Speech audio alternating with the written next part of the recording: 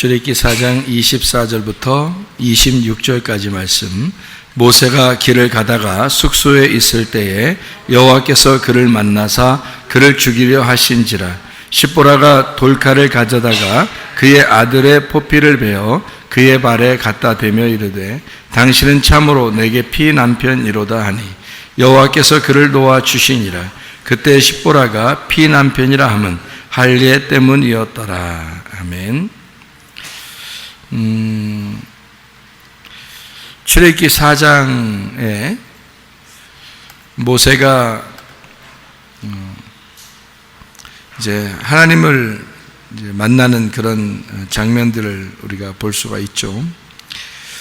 그래서 하나님을 만나서 하나님이 모세에게 지팡이로 꼬리를 잡게 해서 능력을 주시는 그런 하나님이심을 우리가 볼 수 있습니다. 머리가 있다면은 꼬리가 있는 거죠. 꼬리가 있다면 머리가 있는 거고, 그래서 머리가 시작이라면 꼬리가 마침이 되는 거죠. 어떻게 보면 창세기가 머리라면 요한계시록이 꼬리가 되겠죠. 그러니까 처음 시작과 끝을 이렇게 말하고 있는데, 꼬리를 잡아라 그랬더니 이게 이제 다시 지팡이가 되었더라. 처음에는 자기가 들고 있었던 것이 머리였는데 이것을 땅에다 놓고 다시 집었더니, 꼬리를 집었더니 그게 머리가 되었더라. 그러니까 머리는 꼬리가 되었고 꼬리는 머리가 되었더라, 이렇게 되었어요. 머리는 꼬리가 되고 꼬리는 머리가 됐다는 말을 다른 말로 말하면 어떤 의미가 되냐면 머리하고 꼬리가 같다라는 말이 되죠. 머리는 꼬리고 꼬리가 머리다 이렇게 쓰니까 그건 같은 것이다 이렇게 표현할 수가 있죠. 그래서 그거를 같은 지팡이다 이렇게 말하는 것입니다. 그 능력의 지팡이를 가지고 이제 주를 위해서 일을 해야 된다 사명을 주고 모세가 애굽을 향해서 이제 가야 되는 그런 여정입니다. 그렇게 가게 될 때에 이 모세가 갑자기 길에서 하나님이 이 숙소에서 만나게 돼요. 숙소에 있을 때 이제 모세를 죽이려고 그럽니다. 그랬더니 십보라라고 하는 이제 부인이죠. 부인이 돌칼을 가져다가 아들의 그 이제 포피를 베 가지고 그러니까 할례를 행한 거죠. 할례를 행해서 모세한테 던지면서 하는 말이 당신은 내게 피난편입니다 이렇게 이야기를 해요. 우리는 피난편이다 그러면 어느 정도 짐작하는 게 있죠. 피난편이다 그러면 어떤 의미를 가지고 있을까? 피난편이다. 이거는 뭐를 의미하는 걸까요? 피라고 하는 게 담입니다. 담. 피라는 게요. 담. 그러니까 피난편이라니까 담이니까 뭐겠어요? 담 걸린 남자? 피난편이다 그러니까 담인데 아담 할 때도 담이거든요. 그 피입니다. 그러니까 아라는 게 이제 이 알파벳의 첫 번째 글자고 그게 하나님이라는 의미인데, 그러니까 하나님의 피 할 때 그게 아담 이렇게 표현한 거예요. 그러니까 아담을 만들어서 하나님의 피라고 이렇게 표현했는데 여기서 피난편이다 이렇게 말했으니까 아담을 의미하는 그런 의미가 되겠죠. 그죠? 아담을 의미하는 피난편이다 이렇게 표현하는 거죠. 그러니까 피난편이 할 수 있는 게 뭐예요? 피난편은 우리에게 할 수 있는 게 뭐겠어요? 죽음으로써 그 피를 흘리고 죽음으로써 자기의 남편의 일을 잘 감당하는 게 피난편이에요. 그러니까 그 십자가의 죽음이 피난편의 할 일이에요. 그러니까 이 땅에 예수님이 오신 이유가 뭐겠어요? 죽으시러 오셨잖아요. 죽으시러 오신 그 목적이 십자가니까, 그러니까 피난편이죠. 예수님도 역시 우리에게 오셨는데 그 남편이 우리에게는 피난편이라는 거죠. 여러분, 그 모세가 애굽에 원래 살고 있다가 광야로 이렇게 나와가지고 도망 나와서 여자를 만났어요. 그게 이제 이 부인인데, 부인을 만나가지고 어떻게 살았는지 뭐 이런 거는 뭐 많이 나오질 않아요. 그런데 이 여자가 어떤 사람이었는가에 대해서는 우리가 이제 짐작을 해볼 수가 있죠. 그러니까 어떤 짐작을 우리가 할 수 있겠어요? 이 십보라라는 여자의 이름이 새라는 이름입니다. 새는 어떻죠? 새는 좀 자유로운 영혼? 자유로운 영혼, 새죠. 이 십보라라는 여자가 새라는 이름을 가지고 있는데요. 거기다 이제 모세라는 이름은 이제 메시아, 물에서 건졌다, 그리스도가 되는 그런 이제 메시아의 역할을 하기 위해서 이 땅에 이제 부름받은 사람이 모세라는 사람이고요. 아론이라는 사람은 이제 그 모세 형제인데, 이 아론이라는 사람은 총명한 사람이에요. 총명하고 지혜롭고 총명한 그런 사람입니다. 하나님의 그 법궤를 맡은 자, 이런 사람이 이제 아론이라는 사람이에요. 근데 십보라라는 사람이 모세하고 이렇게 생활을 어떻게 했는지 우리는 뭐 짐작을 할 수가 있죠. 그러니까 이 여자가 그 모세에게 아들의 그 포피를 베면서 당신은 피난편이에요, 이렇게 말하는 걸로 봐서 있잖아요. 여자가 좀 부드러운 여자 같지는 않죠. 그죠? 그게 여러분 같으면 쉬운 일이겠어요? 당신은 피난편이로다 그러면서, 이게 뭘 자르는 거거든요. 뭘 잘라가지고 이렇게 거기다가 갖다가 놓는 건데, 그게 보통 사람이 하기가 쉬운 일이 아니거든요. 그게. 예. 그러니까 그것도 자기 자식들을 그렇게 한다는 게 이게 쉬운 게 아니거든요. 근데 그거를 뭐 소독이 잘 되지도 않은 상태에 아마 그 부싯돌이 소독 역할을 아마 하겠죠. 돌이니까. 그래서 그걸로 막 잘라가지고 이렇게 던지는 걸 봐서 그 여자가 보통 여자는 아니다, 이런 우리가 짐작을 할 수가 있죠. 부드러운 여자 같지는 않다, 이거예요. 그렇게 부드러운 여자 같지 않은 그 여인과 살던 모세가 광야에서 얼마나 외롭고 쓸쓸하고 슬픔이 있고, 그리고 이제 집보다는 밖이 더 편한 이런 우리가 이제 뭐 짐작은 충분히 할 수 있죠. 그래서 모세는 광야에서 훈련 받을 때 아마 뭐 집에 주로 있는 것보다는 밖에서 있는 게 편한 사람, 밖에 주로 나그네로 있었던 사람, 이게 이제 모세라는 사람이었습니다. 그렇게 밖에 있는 모세를 하나님은 다 보고 있었죠. 그러니까 모세를 그 자체가 온유하고 그 자체가 억눌려 있는, 뭔가 짓눌린 사람이다. 온유라는 게 짓눌렸다는 뜻이거든요. 그러니까 모세는 분명히 짓눌린 사람이에요. 그가 어떻게 처갓집 살면서 보통 짓눌리지 않아, 보통 이게 뭐 굉장한 거죠. 모세가 애굽에서는 그래도 왕자로 자라났는데, 뭐 나와가지고 광야에서 여자 하나를 만났는데 여자가 보통 여자가 아니야. 굉장히 막 힘도 강하고 막 그런 거 자르고 이렇게 할 정도면 이 보통 힘이 아니거든요. 웬만한 정신까지 못하는 거예요. 근데 그렇게 강인한 어떤 여자하고 만나게 됐고, 그리고 그 집안에 이제 처갓댁에 들어가서 살고 있는데, 주로 이 모세가 보니까 밖에 나와서 양을 치다가, 그러니까 하나님이 모세를 부르시는 걸로 봐서 이 모세는 혼자 양들을 데리고 밖에 나와 있었던 그런 생활을 했던 거죠. 만약에 그때 그 여인하고 또는 자식들하고 같이 있었다면 하나님을 같이 만났겠죠. 그죠? 야, 우리 같이 한번 저기 올라가 볼까? 이렇게 해서 같이 올라가서 만났겠죠. 근데 모세가 혼자 올라간 걸로 봐서 양을 혼자 치고 있었다. 이거는 금방 짐작이 가는 그런 이야기들이죠. 그런 걸 보면 모세 자체가 광야에서 짓눌림 받은 사람이에요. 그러니까 아주 그 처참하고 자기 자신이 이렇게 심령이 가난해진 애통하는 그런 사람. 이런 사람이 이제 모세였고 온유한 사람이 되었다. 하나님은 이런 온유한 모세를 선택하셨죠.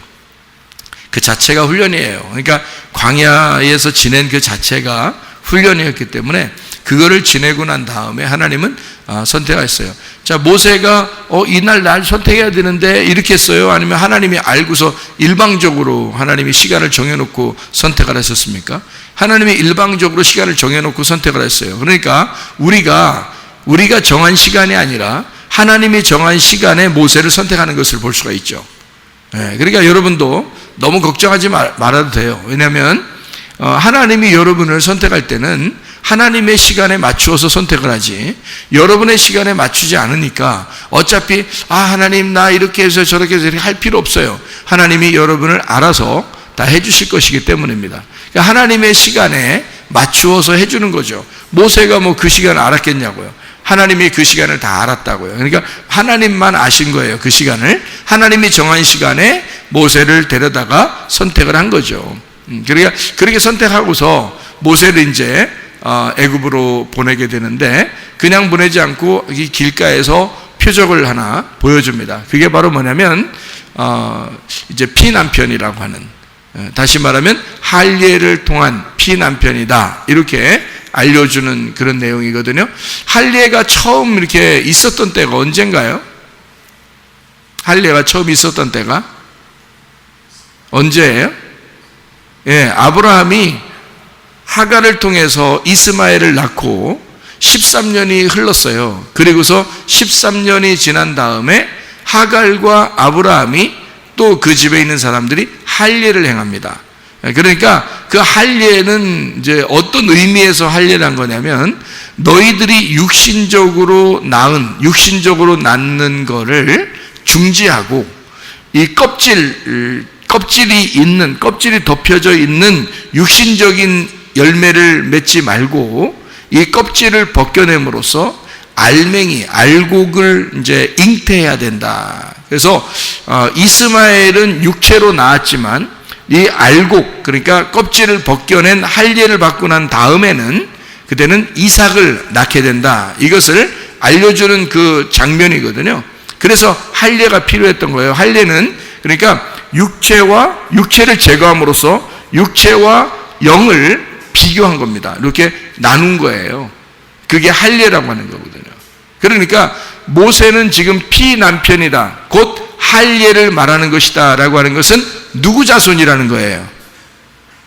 누구 자손? 아브라함의 자손이라는 거죠. 아브라함이 할례를 통해서 육체와 영을 나누었잖아요.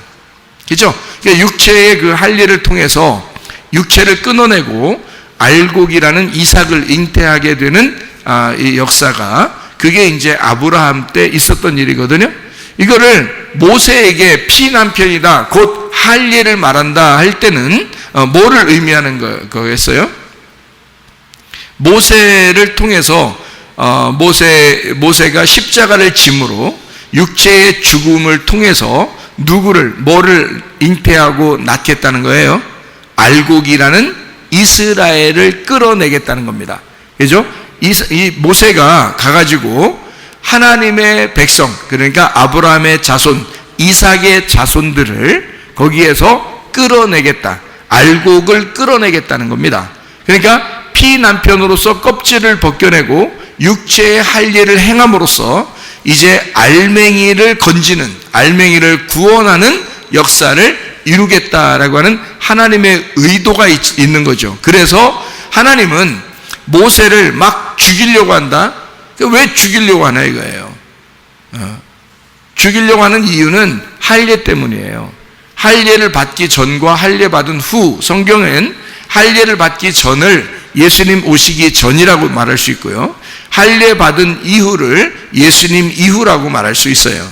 우리에게도 마음의 할례가 필요해요. 그래서 마음의 할례라는 건 마음의 껍질을 벗겨내고 마음의 알맹이를 통해서 살아가야 된다는 것에 우리 마음의 할례가 필요한 건데, 마음의 할례를 받기 전은 우리가 예수 그리스도가 오시기 전을 말하고, 예수 그리스도가 온 이후는 할례 받은, 마음의 할례 받은 이후를 말하는 거예요. 그러니까 모세는 길에서 지금 피난편으로서 할례에 대한 지금 하나님께서 가르침을 이 모세에게 해주고 있는 거죠. 육체를 제거하고 가서 알맹이를, 너의 자식들인 알맹이를 데리고 나오라는 거죠. 그러니까 모세가 메시아로서, 그리스도로서 이제 애굽에 내려가서 데리고 나와야 할 것은 껍질이 아니라 알맹이라는 이삭의 자손들을 데리고 나와야 되는 거예요. 자, 아브라함의 자손, 이삭의 자손, 아브라함과 이삭과 야곱의 자손이 어디에 있어요? 애굽에 있잖아요, 지금. 그러니까 아브라함과 이삭과 야곱의 자손이 애굽에 있다고요. 에서의 자손이 아닙니다. 이스마엘의 자손이 아닙니다. 아브라함과 이삭과 야곱의 자손이에요. 왜 그러냐면 야곱 때 요셉을 통해서 야곱의 자손들이, 12명의 자손들이 다 내려갔죠, 애굽으로. 거기서 자손들이 번성했거든요. 그러니까 이 자손들은 지금 누구의 자손이에요? 아브라함의 자손이란 말이에요. 근데 아브라함의 자손인데 아브라함의 씨는 누구밖에 없었어요? 이삭밖에 없었어요. 그 이삭은 뭘 통해서 나타난 아들이에요? 할례를 받고 난 다음에 나타난 아들이란 말이에요. 그러니까 이삭의 자손, 야곱의 아들들, 그 자손들이 지금 애굽에 있는데 그들은 할례를 받고 난 아들이 낳은 자손들이란 말이에요. 무슨 말인지 아시겠죠? 그래서 하나님의 알곡들을 데리고 나오는데, 네가 피난편으로서 메시아가 된다. 다시 말하면 네가 십자가를 지는 피난편이 되어 그들을 건져내야 된다는 것을, 메시아의 사명을 주는 거죠. 그게 여기 지금 피난편이로다 라고 말하는 것입니다. 그러니까 이거를 할례라 이렇게 표현하고 있죠. 모세가 아들이 있었어요. 모세가 아들이. 출애굽기 18장에, 출애굽기 18장 3절 4절의 말씀을 한번 보니까요, 이렇게 되어 있습니다. 그의 두 아들을 데리고 왔으니 그 하나의 이름은 게르솜이라. 이는 모세가 이르기를 내가 이방에서 나그네가 되었다 하며, 하나의 이름은 엘리에셀이라. 이는 내 아버지의 하나님이 나를 도우사 바로의 칼에서 구원하셨다 함이더라. 이렇게 되어 있거든요. 이게 이제 모세의 아들들인데요. 두 아들들, 하나의 이름하고 또 하나의 이름이 있는데, 모세의 아들 둘이, 하나의 이름이 어떤 아들이냐면 게르솜이라는 이름의 아들이에요. 게르솜. 그리고 또 하나의 이름 아들은 엘리에셀이라는 이름을 가졌단 말이에요. 게르솜은 어떤 이름이라고요? 이게 나그네 되었다 이런 말이고요. 그리고 엘리에셀은요, 도와주셨다, 하나님이 도우셨다라는 이름이에요. 그러니까 이게 두 아들의 이름을 통해서 뭐를 지금 나타내 주고 있는 거예요? 모세가 나그네였었는데 하나님이 도우셨다 이런 말이잖아요. 그죠? 이 두 아들을 통해서 그리고 이제 요셉도 애굽에 내려가서 그쪽의 제사장의 이제 딸 결혼해 가지고 요셉도요 아들을 낳습니다. 누구 낳죠? 누구 낳아요? 므낫세. 그리고 또 하나는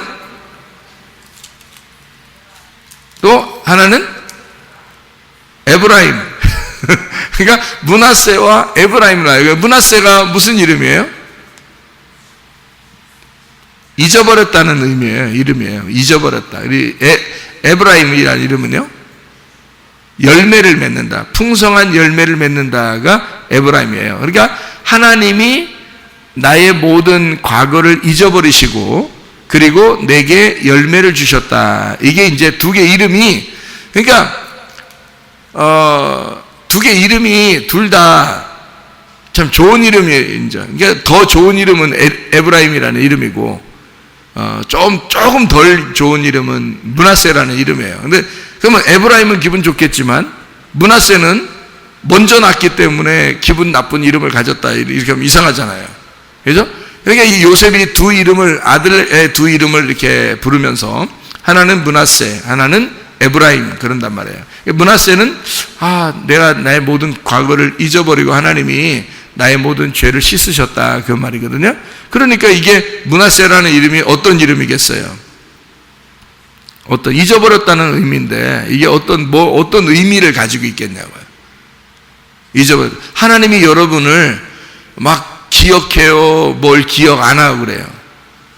기억 안 해. 뭘 기억 안 해요? 우리의 죄를 기억 안 합니다. 하나님은 우리의 죄를 더 이상 기억하지 않겠다. 또 나의 모든 과거를 다 잊어버리겠다, 그 말이거든요. 예수님 만나면 내 모든 과거를 다 이 좋은 말이에요, 안 좋은 말이에요?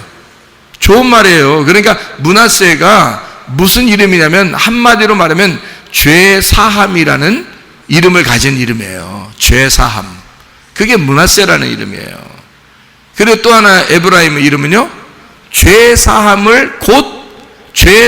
받는 것이 곧 구원이라는 말이에요. 그러니까 열매를 맺는다. 그리스도의 열매가 되었다. 그러니까 하나님이 내 죄를 다 잊어버리시니까, 내 모든 과거를 다 잊어버리니까, 내 모든 고통을 다 잊어버리니까, 그러니까 내게 열매를 주셨다. 내게 구원이라는 열매를 주셨다. 이게 두 개가 이름이 합쳐져야 하나가 되는 거예요. 두 개 이름이 합쳐져야. 그래서 두 아들이지만 하나의 아들인 거예요. 선악과 나무하고 생명나무가 두 개 나무지만 하나의 나무라겠죠. 머리가 선악과 나무라면 꼬리가 생명나무예요. 근데 생명나무가 꼬리인데 그게 어떻게 되죠? 머리 되죠? 그래서 생명나무가 머리 되는 거야.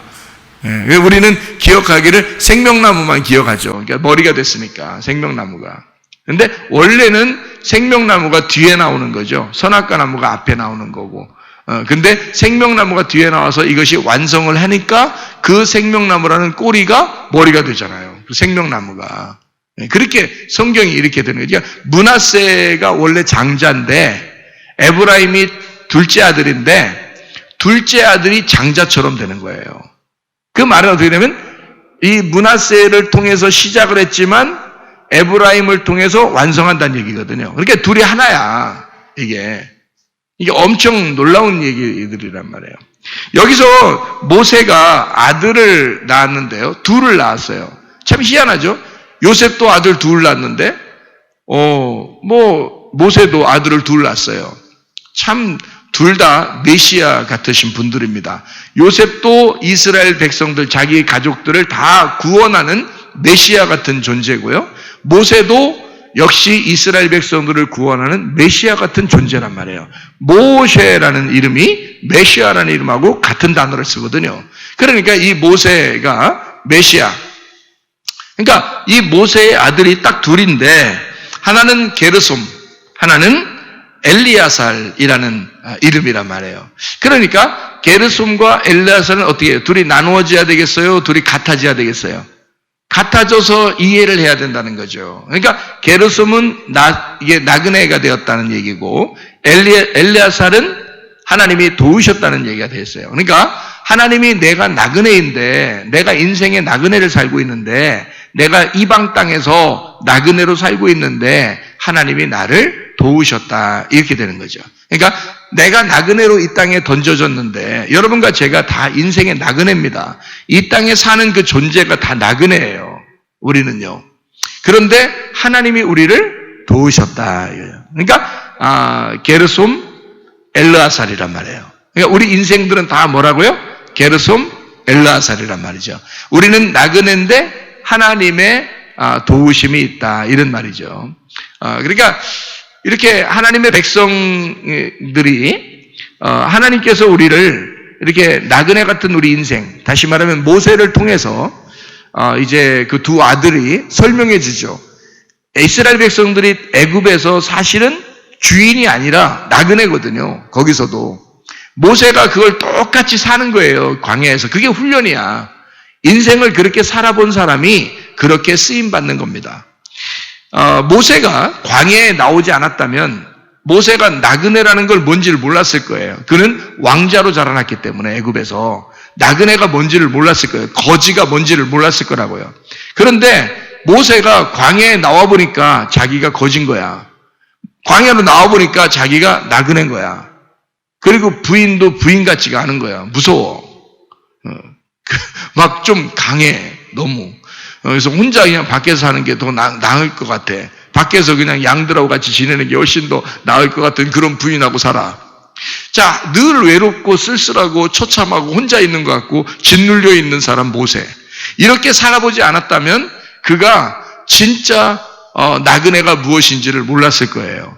그러니까 이스라엘 백성들이 애굽에 살고 있지만 사실 그들이 바로 왕에게 핍박을 당할 때는 그들이 나그네라는 것을, 인생이 나그네구나. 내가 그리스도인으로 하나님의 백성으로 내가 이 땅에 산다는 것이 정말 나그네구나 라는 것을 알게 됐을 거란 말이에요. 이스라엘 백성들이.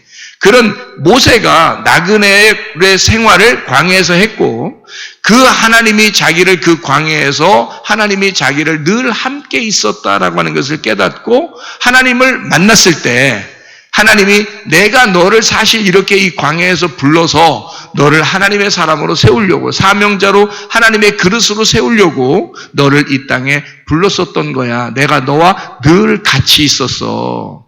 이거를 하나님은 말씀하셨습니다. 그러니까 하나님과 같이 있는 걸 알았던 거죠. 그러니까 하나님이 나를 이렇게 도와주셔서 내가 이렇게 살았었구나라는 것을 알게 된 거죠, 모세가. 그러니까 이스라엘 백성들을 생각하게 되죠. 이스라엘 백성들도 똑같잖아요. 애굽에 살고 있지만 핍박받고 있는 나그네, 하나님 앞에 호소하고 괴로워하고 있는 그 나그네 인생을 사는 이스라엘 백성들에게 역시 하나님 어떻게 모세를 보냄으로써 하나님이 도우신다고 하는, 하나님이 너희들과 함께 있다고 하는, 너희들의 고통 소리를 하나님이 계속 듣고 있었다고 하는 것을 하나님은 너희들의 그 나그네 인생, 그 힘든 인생을 하나님은 다 보고 있었다고 하는 사실을 알려주고 모세를 보내서 이스라엘 백성들을 도우셔서 엘르아살 하나님이 도우셔서 그들을 이끌어내는 그런 이제 놀라운 역사를 하게 되죠. 그게 모세의 그 두 아들이 게르솜과 엘르아살, 이것이 두 개가 합해져서 하나가 되었다. 자, 나그네로 갔을 때는 여전히 우리의 육신의 삶을 사는 것과 같은데 이 나그네 인생이 어느 날 끝나 그리고 피난편이 돼요. 십자가의 예수를 경험하게 되면 그 다음에는 하나님의 도우심을 분명하게 안다는 거죠. 하나님의 도우심을. 그래서 이렇게 우리가 육신으로 살던 것이 십자가에서 죽으면 하나님의 말씀으로 살아가게 된다라고 하는 것을 우리에게 말해주는 것과 똑같은 얘기죠. 그러니까 주님은 이 모세를 통해서 피난편, 다시 말하면 할례, 우리로 말하면 마음의 할례를 요구하신다는 거죠. 여러분이 이 땅에 사는 동안은요, 완전한 것은 아닙니다. 그래서 우리에게는 여전히 어떤 남편이 필요하다고요? 피난편이 필요하다고요. 그 피난편을 의지함으로써 그 피가 나를 구원하는 거죠. 그 피가 나를 치유하시는 거고, 피가 나를 문제를 해결하시는 거고요. 피가 나를 성공하게 하는 겁니다. 예수의 피, 하나님의 그 피가 우리에게 그 피난편이 내게 옴으로써 그가 나를 구원하는 것입니다. 그게 모세고 메시아인 거죠. 여러분의 가정에도 하나님의 그 메시아의 놀라운 역사, 그 피난편이 여러분의 가정의 주인이 되셔서 그 피난편을 통해서 여러분 하나님이 여전히 도우시고 있다는 사실을, 앞으로도 계속 하나님이 임마누엘 하시고 하나님이 계속 도우신다고 하는 사실을 깨달으시기를 바랍니다. 우리 한번 기도하겠습니다. 기도할 때 하나님 아버지, 우리가 예수 그리스도를 의지하여 주님께 나아갑니다. 예수 그리스도가 나의 모든 질병과 고통에서 해방시켜 주시고 병을 치유해 주시옵소서, 문제를 해결해 주시옵소서, 하나님의 사명 가지고 주의 일을 감당할 수 있도록 하나님 우리를 도와주시옵소서. 우리 한번 기도합니다. 우리 하나님 아버지와 인도하시고 사랑하심을 믿습니다. 주여, 우리 하나님 아버지 주의 은혜 가운데 살게 하심을 믿습니다.